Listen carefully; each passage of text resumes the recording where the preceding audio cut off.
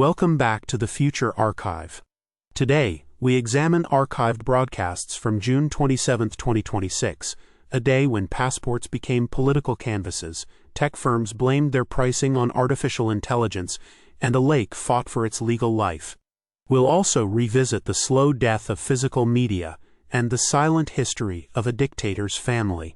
5 stories, each revealing how humanity stumbles toward the future with its usual mix of creativity and contradiction. The first story. U.S. passports feature former President Trump's image for 250th anniversary. In June 2026, the U.S. State Department announced a limited edition passport design to commemorate the nation's 250th anniversary. Embedded within the document's security features was a small holographic likeness of former President Donald Trump, framed as a patriotic tribute to his administration's role in shaping modern America. The move was authorized under a little-known provision allowing commemorative designs for historical milestones. Critics argued it set a concerning precedent, turning a government-issued travel document into a partisan statement. Historians noted the irony of honoring a figure whose presidency was marked by divisive rhetoric about immigration and national identity. The passports were issued in select batches, with no immediate plans for similar tributes to other presidents. This episode revealed how easily symbols of national unity could be repurposed for political messaging, even in something as mundane as a passport. By 2050, the practice of embedding leader likenesses in official documents had of course been abandoned, though not before a brief but chaotic period where each new administration insisted on its own commemorative edition. The Great Spreadsheet Crisis of 2041 later revealed these passports had been approved by an overworked intern who misfiled the request under patriotic graphics rather than political propaganda. Humanity's love of precedent-setting without considering the consequences was on full display. A passport is a document of identity, not a campaign poster. The second story. Tech firms blame AI for soaring device prices. In mid-2026, major technology companies, including Apple, Samsung, and Sony, announced significant price increases for their latest devices, citing unavoidable AI costs as the primary driver. The explanation was simple: integrating advanced artificial intelligence into smartphones, consoles, and laptops required expensive research, development, and cloud infrastructure, and consumers would have to foot the bill. Critics, however, pointed out that profit margins for these companies remained robust, and that AI had become a catch-all justification for price hikes, much like premium materials or innovation had in previous decades. The move sparked outrage among consumers, particularly as many of these AI features were either optional or barely functional at launch. This was an early example of what would later be called the subscription wars, where companies rebranded existing services as AI-powered to justify higher costs. By 2050, of course, AI had become so ubiquitous that no one bothered to explain its inclusion. It was simply assumed, like gravity or taxes. The 2026 price hikes also foreshadowed the great subsidization, as governments began offering tax incentives to tech firms to democratize AI, a policy that would distort economies for decades. The incident underscored a timeless truth: when new technology arrives, someone will always find a way to monetize the confusion around it. AI was the excuse. Profit was the motive. The third story. Legal personhood proposed to protect Lough Neagh. In Northern Ireland, environmentalists and legal activists launched a campaign to grant Lough Neagh, the largest freshwater lake in the UK and Ireland, the status of legal personhood. The proposal was a response to worsening pollution, particularly from invasive algae blooms linked to agricultural runoff and climate change. By conferring personhood on the lake, advocates argued, it could be represented in court by guardians who could sue on its behalf for damages or neglect. The idea was inspired by similar efforts in New Zealand, where the Wanganui River had been granted legal rights in 2017.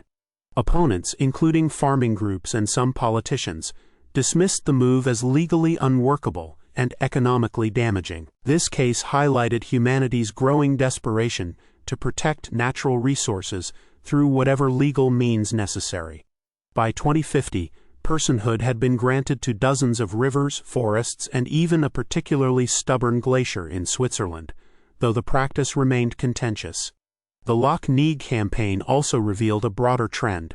As traditional regulatory systems failed to address environmental crises, creative legal solutions became the last resort.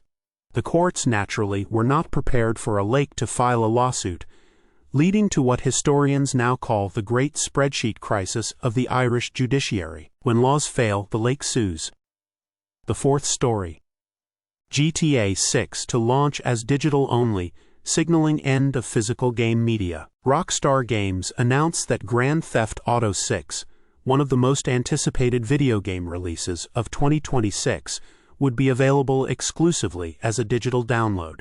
The decision marked a significant shift in the industry, as physical copies had long been a staple for collectors and players with limited internet access. Rockstar cited the rising costs of manufacturing and distribution, as well as the environmental benefits of going digital.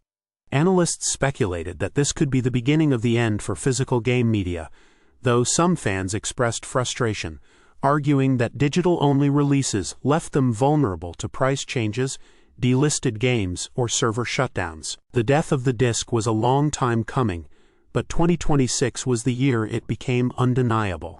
By 2050, physical media had joined the dodo and the cassette tape in the Museum of Obsolete Things, though a niche market for retro physical copies persisted among enthusiasts. The shift also had unintended consequences.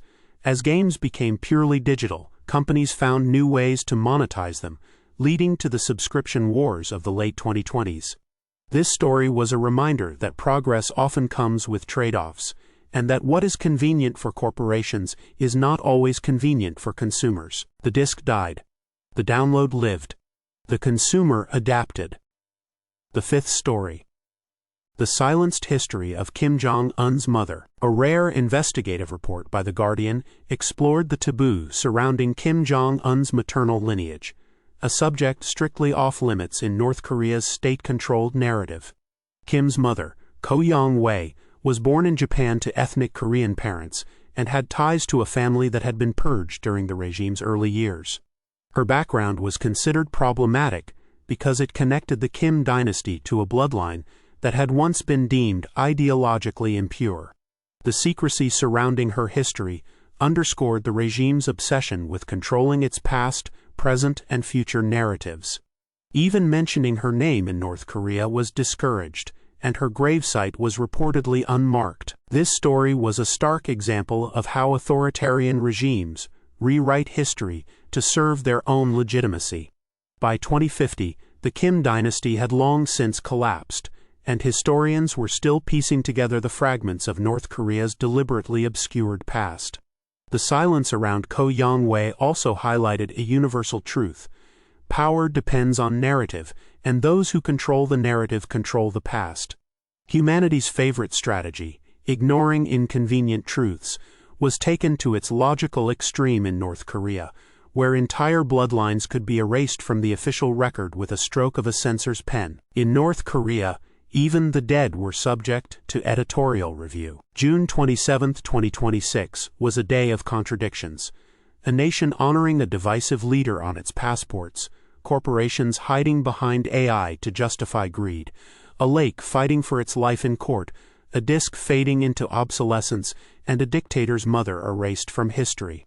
Each story revealed humanity's enduring habit of prioritizing short-term convenience over long-term wisdom. As we look back from 2050, it's clear that the past was never as simple as it seemed, and the future, as always, was already here. This has been the Future Archive. The past, as always, is not going anywhere.